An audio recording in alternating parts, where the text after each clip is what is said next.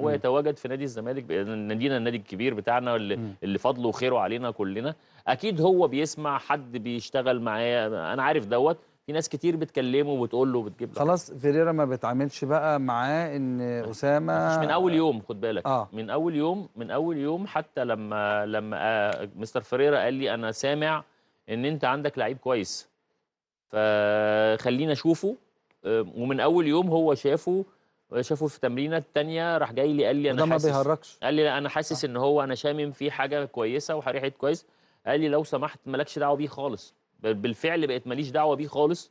وما بكلموش خالص اثناء الشغل واثناء التمرين ولا اي حاجه، وسبت فعلا مستر فريرا هو اللي يتعامل معاه. والقرارات حتى مشاركته في مباراه النادي الاهلي زي ما انا قلت لك قبل كده ان كان كان قرار قرار فيريرا. فريرا طبعا، ومحدش بيتدخل في قراراته. تمام. وبالفعل عمل نقله مع مستر فريرا، وانا انا اتخيل ان هو محظوظ في وجود الراجل يعني. مين اقرب الناس ليك يا يوسف في الفريق اللي دايما يعني